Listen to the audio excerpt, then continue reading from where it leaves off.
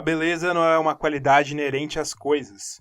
Ela existe apenas na mente de quem as contempla. Com essa frase de David Hume, acho que eu falei certo o nome dele, começamos aqui mais um episódio do podcast do Buzzer Beater. Essa semana um pouco mais cedo, porque vai ter outro episódio essa semana. Aguardem. Mas hoje a gente tá aqui pra falar do resto dos prêmios, menos do MVP. A gente vai discutir aqui quem vai ser o executivo do ano, quem foi o executivo do ano, né? Quem foi o técnico do ano, quem foi o sexto homem do ano e o defensor do ano. Só vai faltar o MVP, que a gente vai dedicar um episódio à parte para essa ávida batalha entre dois extremos. E para discutir esses prêmios aqui comigo, eu tô com ele, Felipe Haguerara. Tudo bom, Felipe? Fala, Heitor, tudo bem? Tudo tranquilo, tudo tranquilo. A gente tá gravando esse episódio aí no dia 16/4, né? Numa sagrada terça-feira. E apesar da gente já querer ficar comentando sobre os jogos, né, que aconteceram nos playoffs, a gente vai manter um pouquinho a programação e terminar pelo menos essa parte de prêmios, né? A gente prometeu, a gente vai cumprir, né? Então é isso. Mas a gente, lembrando que nos últimos episódios a gente já falou dos All-NBA Teams, dos Most Improved Players, e dos Rookie Teams e do Rookie do Ano. Você quer lembrar os prêmios que a gente falou, Felipe? A gente falou no nosso Most Improved Player, o nosso escolhido foi o Pascal Siakam, o Rookie do Ano foi o Trae Young. Os outros, os All-NBA Team, vai ser meio difícil de lembrar agora, mas eu acho que o All-NBA First Team foi o Curry, Harden, Antetokounmpo, Paul George e Jokic, foi isso?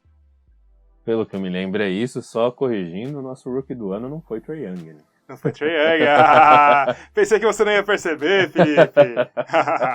Foi o Luka Doncic. Nem brinque com isso. Nem brinque com isso. Mas eu acho que o Rookie First Team foi o Trae Young, o Shai Gilgeous-Alexander, Luka Doncic, Marvin Bagley terceiro e o Sr. DeAndre Ayton, né, Felipe? Merecido.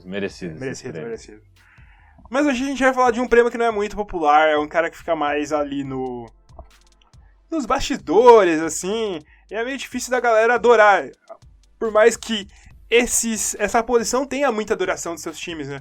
Porque alguns desses membros dessa posição fazem coisas incríveis, não é mesmo?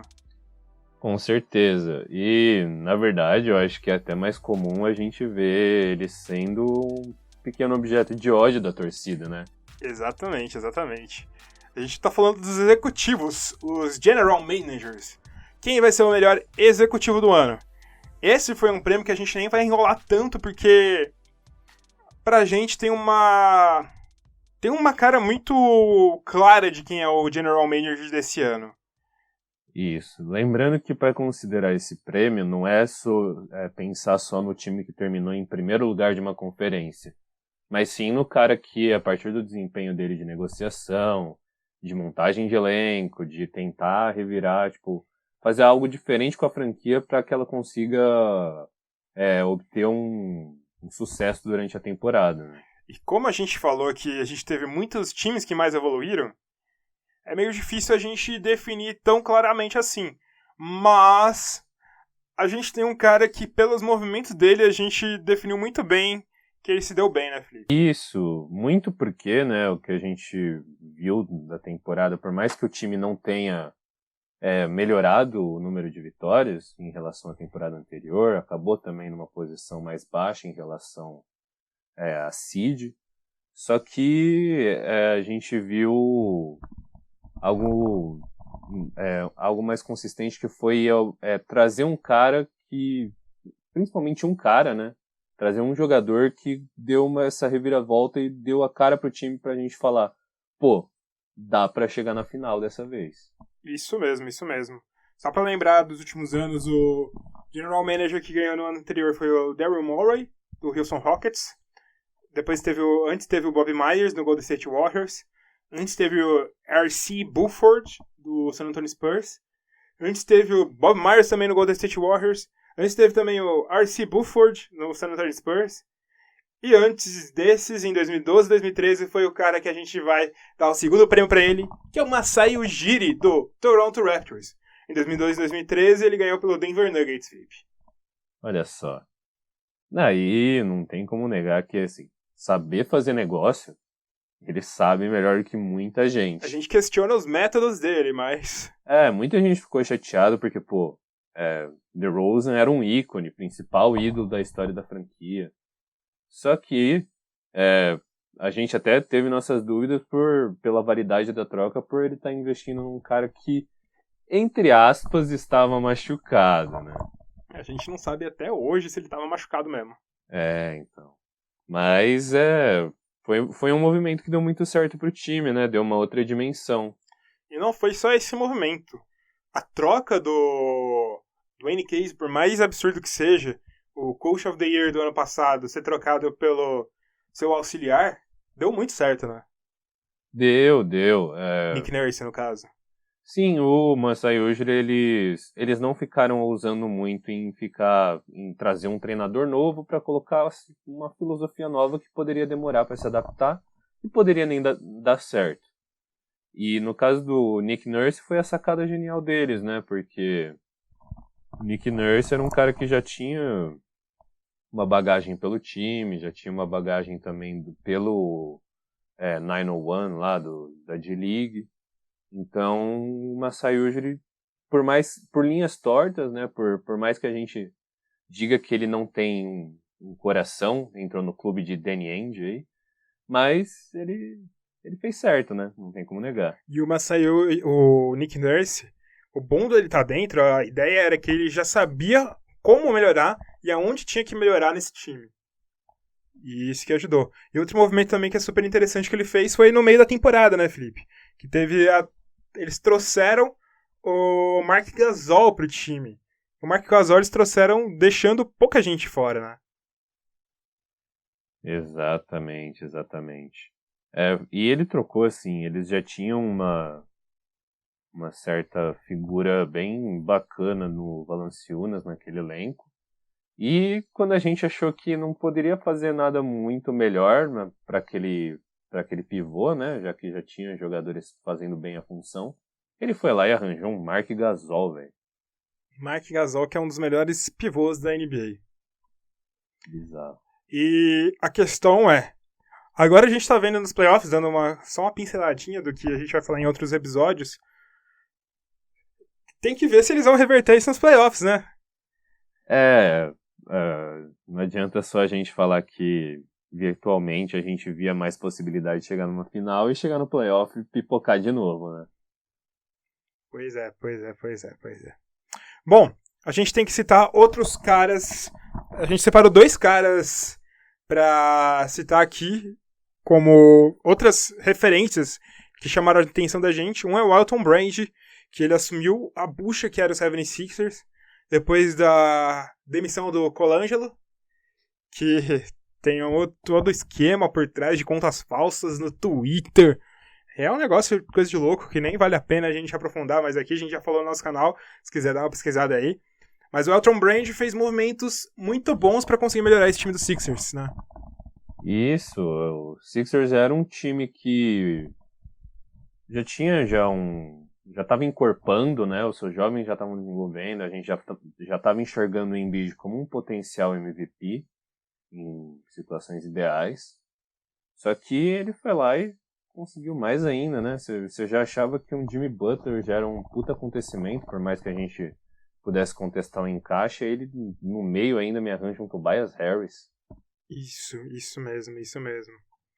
Ele fez movimentos muito bons, movimentos muito ousados e até o momento deu certo, né? Por mais que a gente possa falar, até o momento deu certo. Só perdeu o melhor jogador dos playoffs até agora. Isso a gente comenta depois. E outro cara que a gente quer chamar atenção é o Donnie Nelson, né? Que a gente acha que ele deu muito pouco pra conseguir o melhor rookie dessa temporada. No Dallas Mavericks. Se eu não me engano, o Don Nelson ele foi a sua aposta, né? De melhor GM. Isso, Don Nelson é o pai dele, né? Na verdade. O filho dele é o Donnie Nelson. Realmente. Ele foi a tua aposta, né? Pra executivo do ano aí. Por mais que a gente tenha essa diferença muito grande entre o Masai Ujiri e o resto, não tem como não deixar de citar a performance dele aí para conseguir basicamente um futuro MVP, um futuro Hall of Famer, né? Futuro Hall of Famer. Foi um bom momento. Nenhum deles, na verdade, chega perto do Masai Ujiri, mas esses caras merecem o destaque, né, Felipe? Isso. Eu diria até que se esse prêmio de executivo do ano também tivesse não fosse só em uma temporada, mas cobrisse mais temporadas, eu até faria uma menção honrosa também ao Sean Marks Com certeza, do com Brooklyn certeza. Nets. Nessa temporada ele não fez nada que fosse excepcional, mas ele vem fazendo movimentos muito bons ao longo das últimas temporadas, que estão se mostrando excelentes nessa temporada, né? Exatamente. Bom, a gente já encerrou o executivo do ano, a gente vai falar agora de outro prêmio de um cara que não entra em quadra também, que é o técnico do ano, Felipe.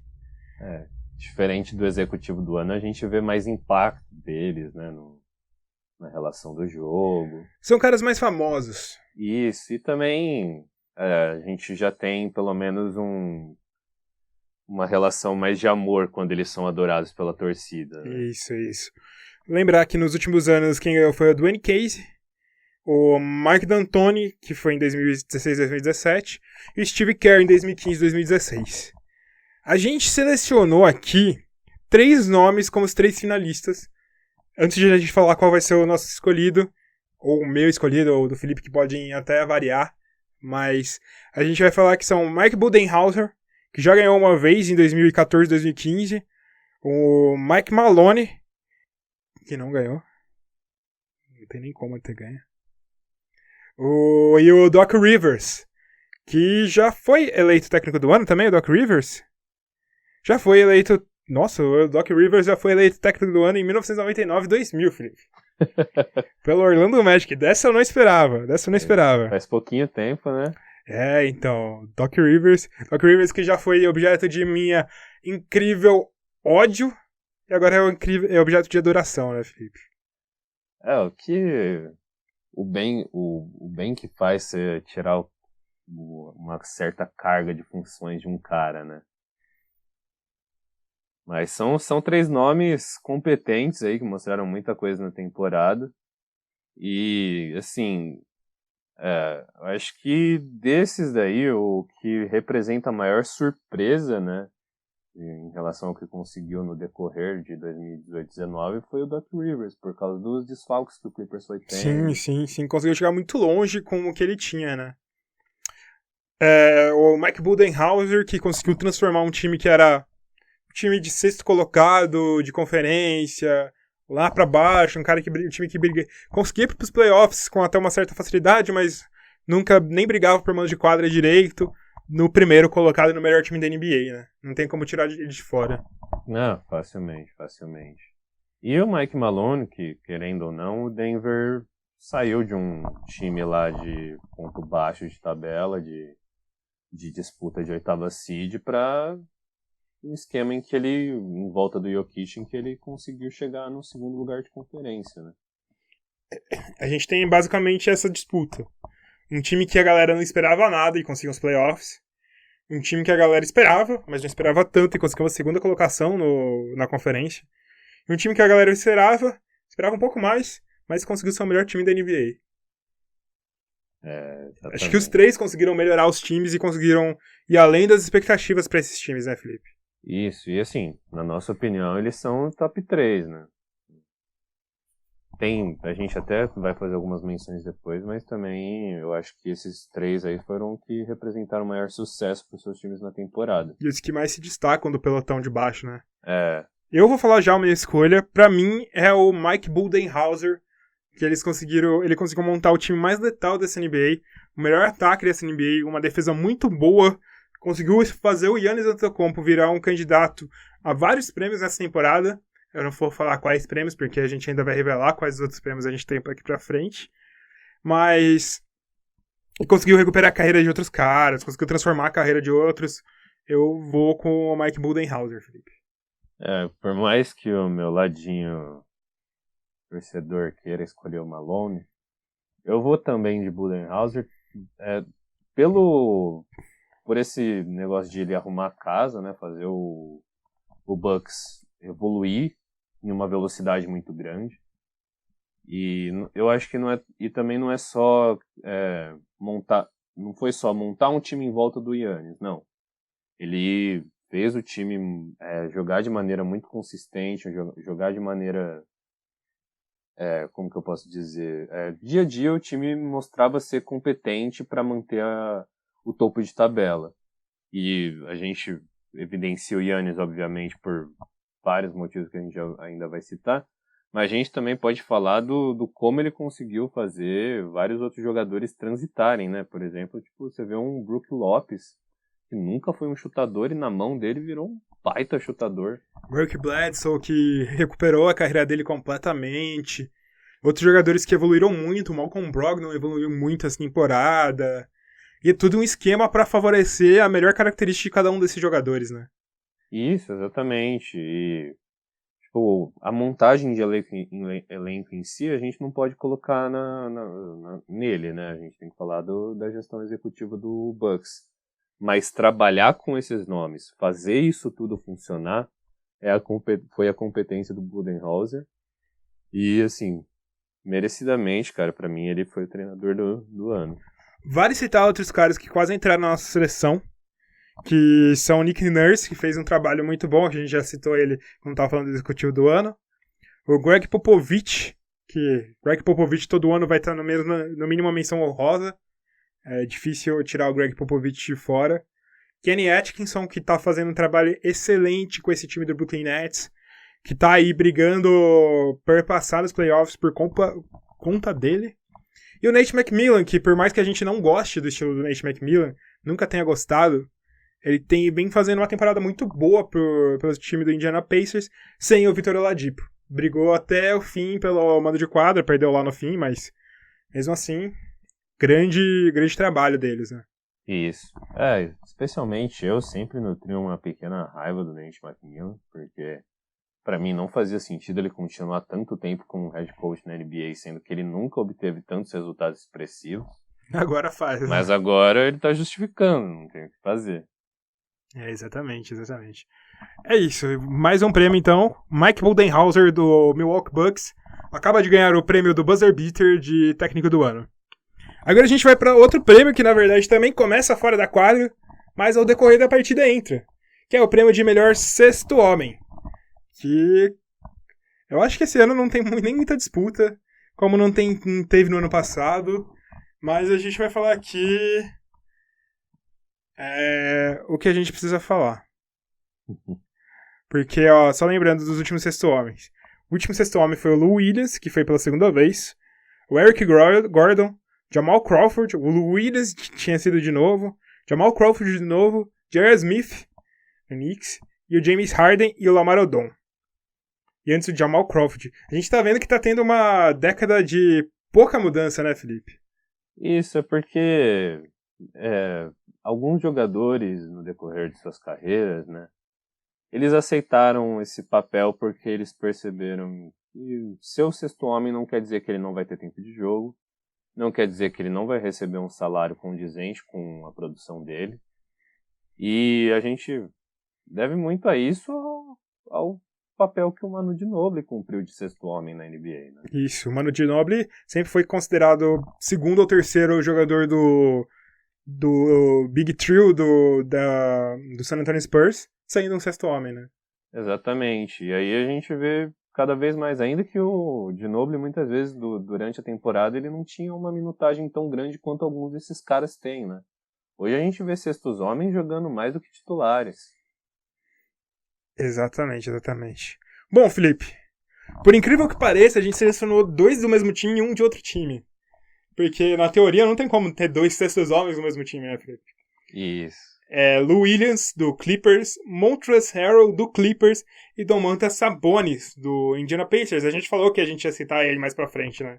Isso, no outro episódio a gente falou que o Sabonis merecia suas atenções sobre um prêmio de Most Improved Player, por mais que ele não fosse chegar tão longe na disputa em relação aos outros jogadores que evoluíram.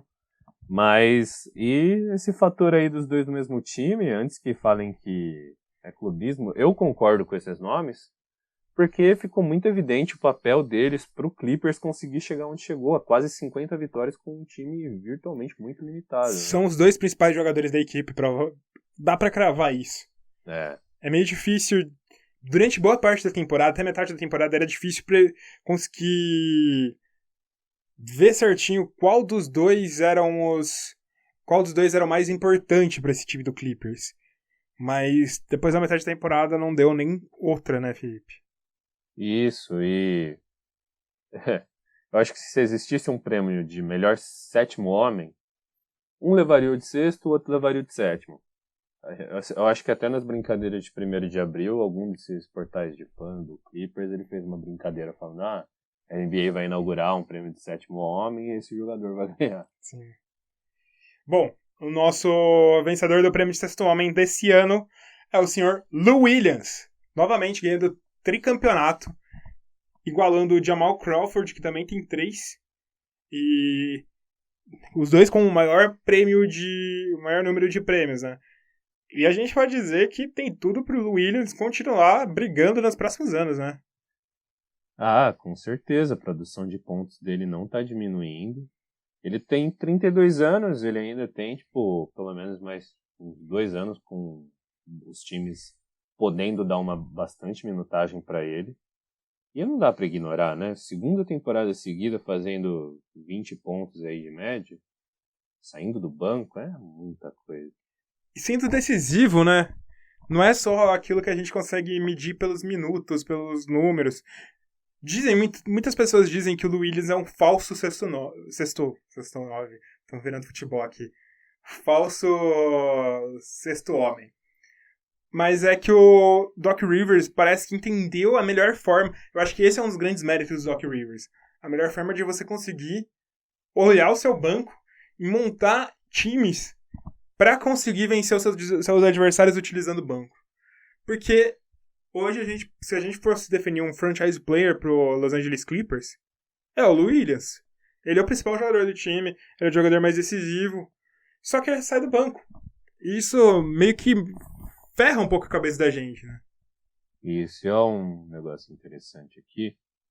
Na temporada passada, em que ele foi sexto homem, ele fez 22 pontos por jogo, jogou 32 minutos, e dos 79 jogos que ele jogou da temporada regular, ele foi titular em 19. Beleza.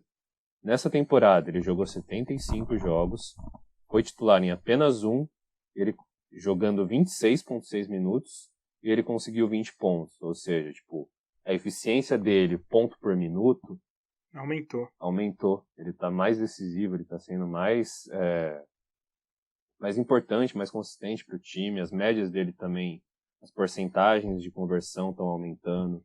Ele é um cara que está ficando melhor com o passar do tempo. Isso que é mais doido, né? Porque você pega uns 2, 3 temporadas atrás, o Lou Williams era um jogador bem relegado a um coadjuvantismo absurdo, né? Com certeza, ele não era nem muitas vezes um cara que controlava bastante a bola. Você vê até que depois que ele chegou no Clippers, o número de assistências dele aumentou muito. O Doc Rivers entendeu como que ele deveria jogar. É um absurdo que o Williams tinha jogado. E o Montrezl Harrell, que também é um dos jogadores que mais evoluíram pra gente também entrou na nossa lista. Jogando muito também, ele é o principal pivô desse time, desde o início da temporada. E eu acho que é a mesma coisa que o Domantas Sabonis, é o principal power forward do time, talvez. Vem jogando muito bem. Isso. Ele é um cara ainda que ofensivamente ele melhorou bastante depois do All-Star Break. A única coisa é que alguns números dele piorou por causa das responsabilidades aumentadas. Mas ainda assim, durante a temporada inteira, você podia contar com o Montrezl Harrell sendo aquela referência de energia, de defesa, de atleticismo. Muito da hora. O que já mostrou no começo dos playoffs, né? Isso, exatamente. A gente também separou 3 caras que são de menção honrosa. Que um é o Derrick Rose, que por mais que a gente não goste tanto dele, ele vem tendo uma temporada de redenção muito boa. Ele vem jogando muito bem. Eu acho que tem gente que fala que ele tá tendo uma temporada melhor do que ele teve a de MVP. Em alguns quesitos ele tá tendo essa temporada. Tem o Spencer Dinwiddie, que por muito tempo eu achava ele melhor que o D'Angelo Russell. Ele devia ser titular pra mim no lugar do D'Angelo Russell, mas Ele ajudou muito esse time do Nets. E o Dwayne Wade, que se aposentou e fez uma boa temporada saindo do banco, né, Felipe? Isso. Não, o Wade seria meio que uma cereja do bolo aí, sabe? Porque, pô, última temporada, o cara mandando bem pelo Miami. Mas acho que tem uma diferença grande entre esses caras também e os três que estão no top aí, do sexto homem. Muito bom mesmo. Encerramos mais um prêmio, sexto homem, Lou Williams. Falta mais um prêmio pra gente comentar aqui hoje, né, Felipe? Um prêmio. Hoje a gente tá sendo ligeirinho, né? A gente tá sendo rápido, até porque são prêmios secundários, né? Não tem muito por que a gente ficar se estendendo. Isso mesmo. A gente vai falar agora o prêmio de Defensor do Ano. Prêmio de Defensor do Ano que, nesse ano, teve alguns caras virando os defensores do ano nessa temporada, né, Felipe? Isso, a gente passou algumas temporadas aí vendo Kawhi Leonard, Draymond Green repetidamente entrando nessas discussões. Hoje em dia a gente já vê alguns outros caras diferentes, só um outro nome repetido, um nome basicamente repetido. Só pra lembrar, a gente teve uma sequência de 3 vezes Dwight Howard ganhando seguidas. Depois teve Tyson Chandler, Mark Gasol e Joakim Noah. Foi uma sequência de 6 centers. Aí a gente teve uma sequência de 3 forwards, 2 vezes o Kawhi Leonard, uma vez o Draymond Green e uma vez um center. É normal mais centers ganharem esse prêmio do que forwards, né, Felipe? Porque querendo ou não, eles estão meio que no epicentro da defesa. Por mais que o movimento dos ataques tenha migrado pro exterior, né, pro perímetro, você ainda tem uma alta porcentagem que vai lá para dentro, de briga lá para dentro. E, primariamente, a função do pivô é proteger o aro, né? E é bem recente esse movimento ainda de migrar para fora do perímetro, né? Isso também ainda não foi tão impactado até o momento, né? Isso. Talvez mais para o futuro a gente veja mais alguns grandes defensores de perímetro recebendo mais atenção. E, na verdade, os pivôs que ganharem no futuro também vão ser esses defensores que conseguem guardar múltiplas posições. Pois é. A gente cita aqui 3 caras como os principais candidatos a esse prêmio.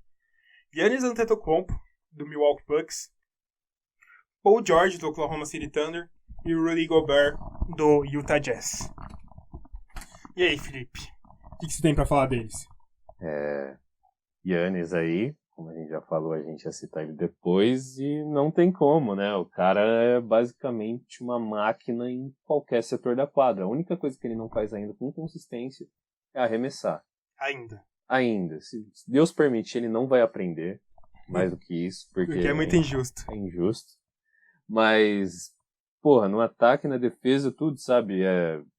E ele cabe justamente, por mais que ele não jogue como um pivô, ele cabe justamente nessa descrição de um cara muito grande, muito ágil, que consegue guardar basicamente todas as 5 posições. Isso é muito bizarro num jogador. Muito bizarro. E além de guardar as 5 posições, ele guarda garrafão, ele guarda perímetro, ele guarda tudo. Ele é um absurdo, Felipe. Não tem nem o que te dizer desse cara. Isso, e destacando que a gente não tá falando da parte ofensiva dele. A gente tá falando da parte defensiva, em que ele já tem, tipo, um roubo e um pouco já desde temporadas atrás, sabe? Desde 1, 2 temporadas, Sim. sei lá. Se ele aprender a arremessar, eu tenho medo do que vai acontecer, Felipe. Eu acho que é um apocalipse.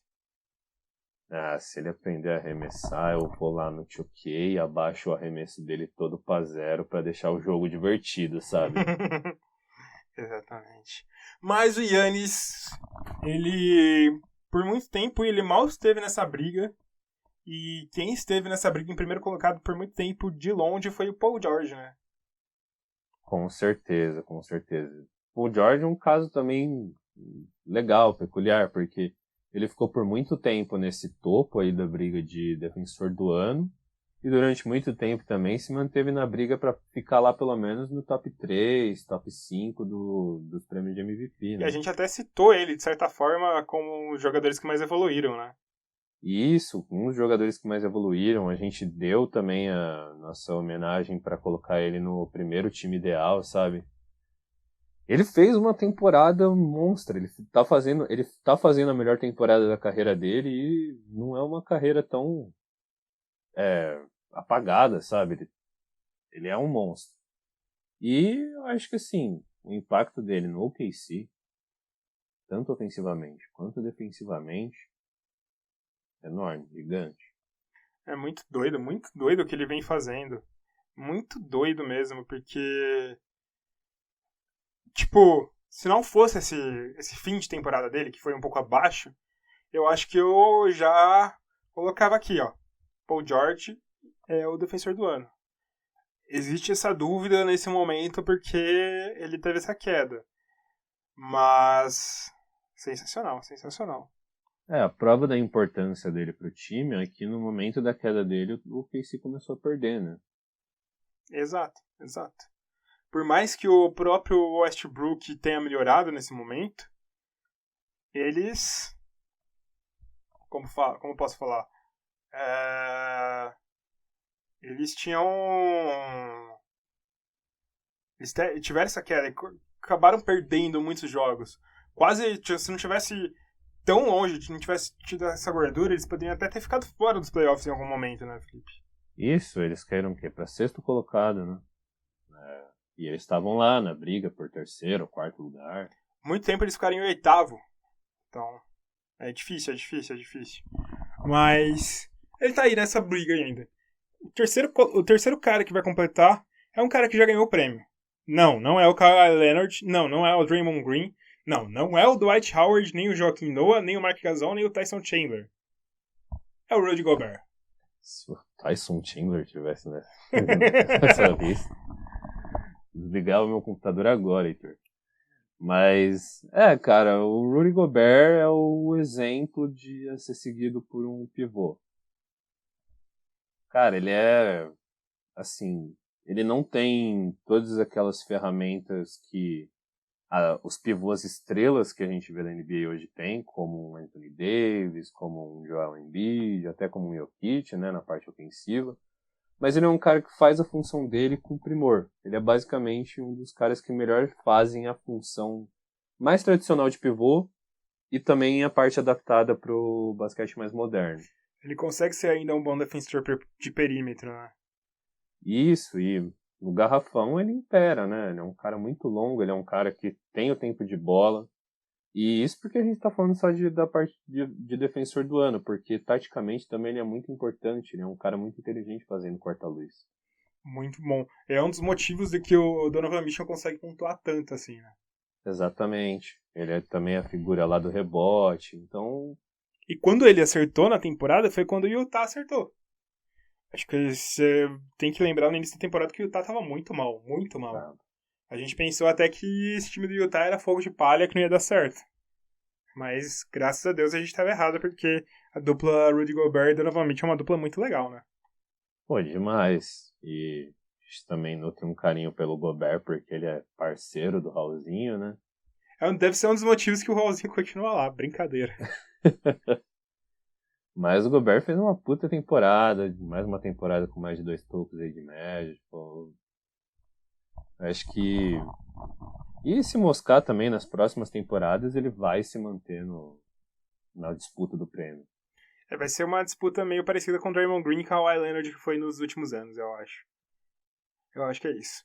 Bom, Felipe, vamos deixar de enrolação. Eu acho que a pessoa lá de casa já tá querendo saber exatamente quem a gente escolheu como o defensor do ano, né, Felipe? Eu não sei se a gente vai concordar nesse. Deu certo da gente concordar em todos até agora.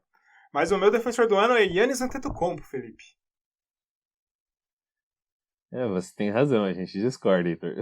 Pelo menos em alguma coisa a gente discorda. Eu digo que o Giannis Antetokounmpo é o meu defensor do ano porque, mais do que se tivesse um prêmio puro de melhor jogador ao mesmo tempo na defesa e no ataque, ele seria o cara que eu escolheria.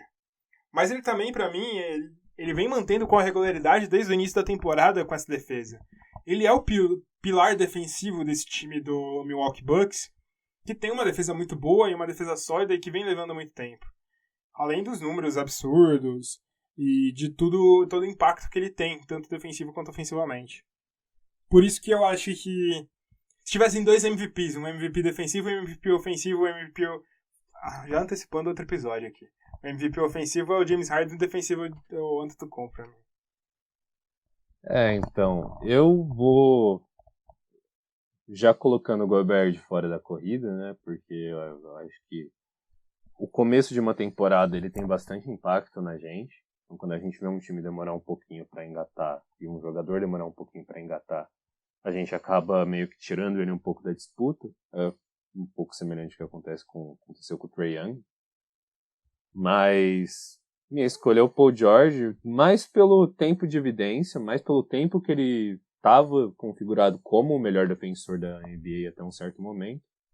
E por mais que o time, por mais que ele tenha caído de produção em determinado momento da temporada, eu acho que o impacto dele para todo o conjunto da obra que o OKC conquistou é fenomenal. Não dizendo que o Giannis não tenha um impacto também, porque o Giannis tem mais impacto até do que o Paul George no seu próprio time.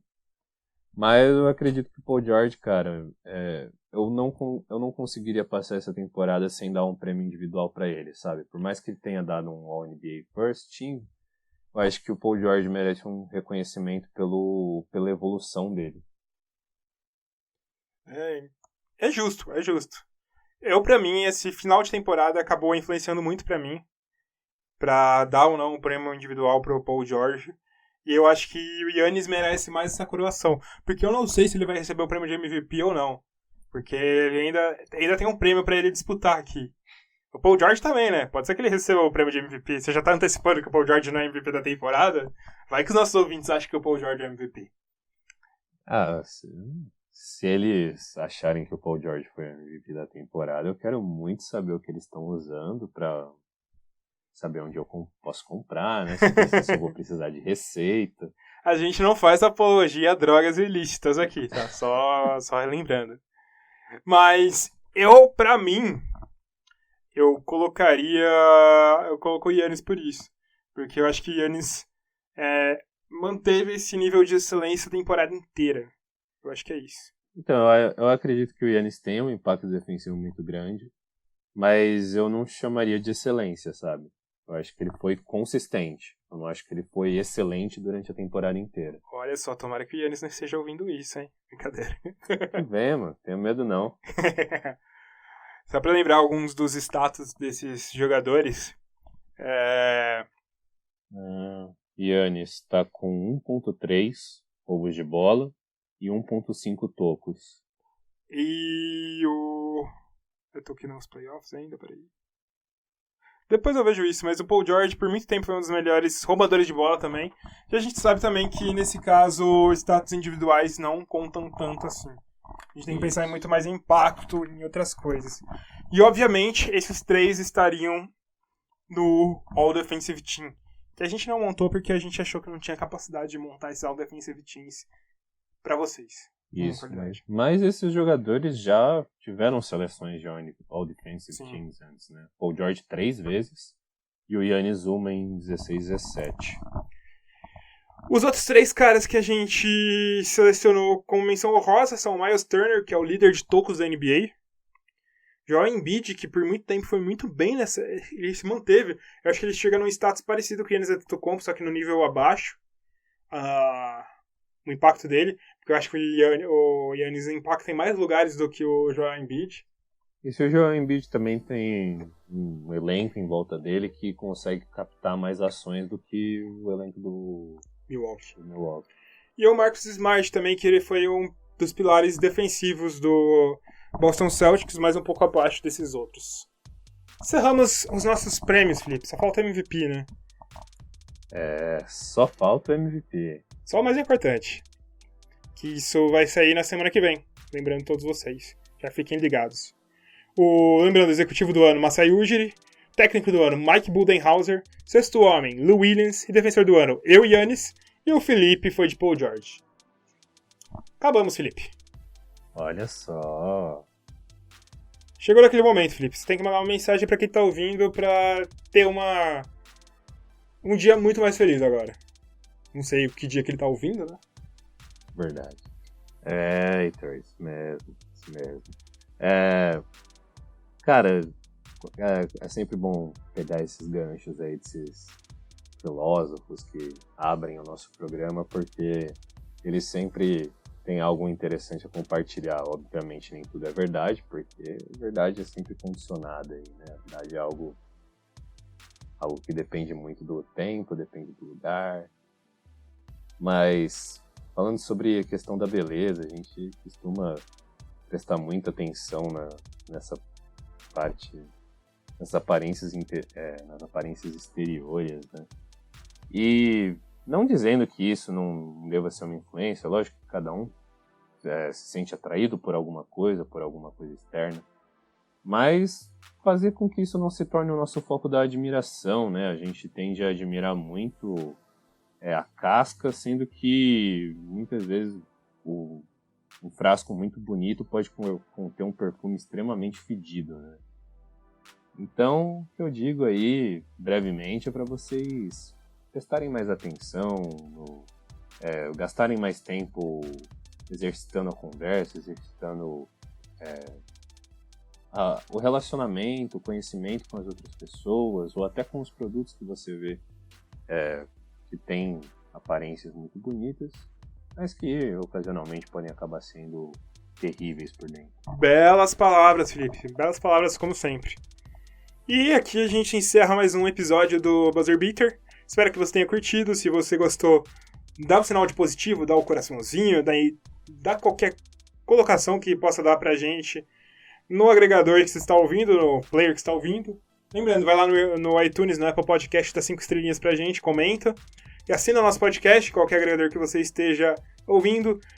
Acompanhe a gente nas nossas redes sociais, no YouTube, youtube.com/buzzerbeaterbr, e no Twitter, twitter.com/buzzer_beaterbr. É isso aí, galera. A gente se vê no próximo episódio. Falou, é nóis. Tamo junto!